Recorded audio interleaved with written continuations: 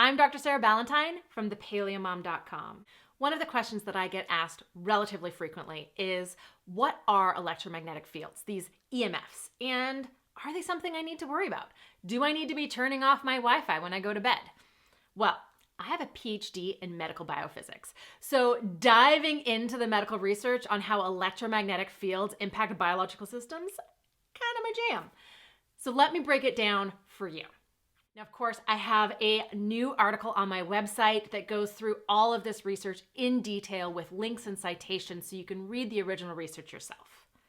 But let's start with, what are electromagnetic fields? An electromagnetic field simply means that there is some kind of charged particle, like an electron. When it's by itself, it produces an electric field.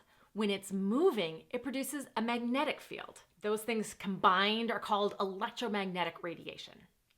All kinds of things emit an electromagnetic spectrum. Mobile phones, X-ray machines, your refrigerator, your microwave, your car.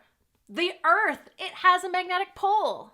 Even visible light, whether it's from the sun or a light bulb, is in the electromagnetic spectrum.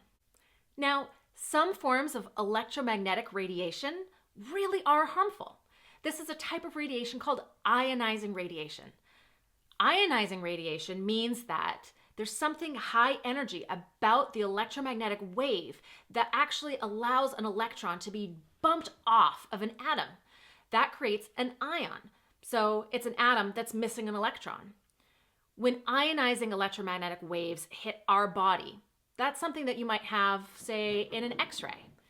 That can cause DNA damage. It's one of the reasons why UVB radiation from the sun can cause DNA damage, leading to increased risk of skin cancer. There's all kinds of electromagnetic radiation, though, that is non-ionizing. Visible light is a great example of a type of radiation that's non-ionizing, same as radio wavelengths. They can't alter the atomic structure in your body because it's just not enough energy. Many devices in our day-to-day life emit non-ionizing radiation, and we collectively refer to these as EMFs, electromagnetic fields. So if they're non-ionizing and they can't damage my DNA or alter the atomic structure of any molecules in my body, are they linked to health problems? There are tons of conspiracy websites that would have you believe that you need to turn off your Wi-Fi and Bluetooth before you go to bed, and that every single device in your life that uses any form of electricity is going to give you brain cancer. Like so many pseudoscience reports, there is a grain of truth behind some of this. That grain of truth comes from studies of cell phone use. We actually have this fairly compelling and large body of scientific literature showing that heavy cell phone users do have a small increased chance of rare brain tumors. Now, what is a heavy cell phone user? The studies actually look at people who use cell phones attached to their heads like this for hours every single day. In fact, the cusp for this effect is something like 1,000 hours of cumulative cell phone use over a relatively short period of time, like a year or two. There's also an increased risk of cancer and some other problems in people with high occupational exposure. So there's people like power line workers or X-ray technicians. But this is the grain of truth that a lot of the anti-EMF, protect yourself, buy all of these things to protect yourself against EMF conspiracy websites come from. As an aside, a lot of the products that are reported to decrease your EMF exposure actually amplify it, so save your money. Now, these types of studies follow people for 10, 15, 20 years. So they started in the late 1990s and early 2000s. And cell phones were pretty different back then. You remember those old flip phones? Bleek! And then you had to hit 111 in order to get a letter C in a text message? Well, that's not the only difference between those old school cell phones and modern smartphones. They also use different frequencies. So the old school cell phones were actually potentially a more damaging electromagnetic frequency than new smartphones. Plus, we use new smartphones differently. We're more likely to throw on a headset or attach it to a Bluetooth speaker or use speakerphone and hold the phone out here than we are to hold it against our heads. It's also really important to understand here that electromagnetic fields drop off as the square of the distance. which means that the strength of the field goes down really, really rapidly as you get far away from it.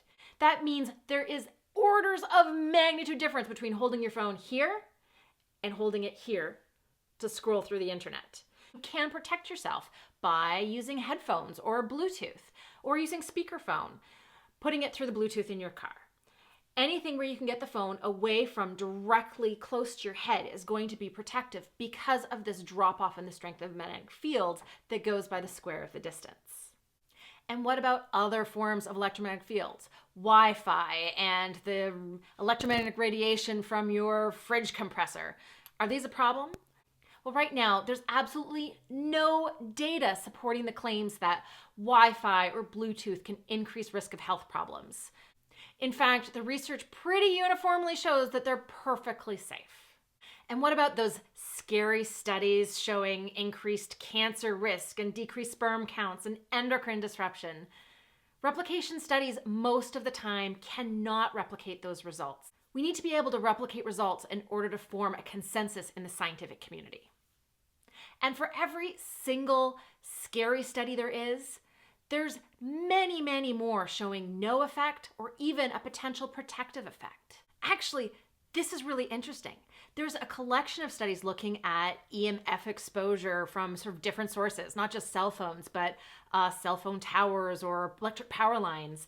And while we see that there's a cusp of a very, very high exposure that can actually increase risk of cancers like childhood leukemia, most of the time we actually, if anything, see a slight protection against cancer from low-grade EMF exposure. Now, what mechanisms there are driving either increased cancer risk or decreased cancer risk is not very well understood right now. What about EMF hypersensitivity?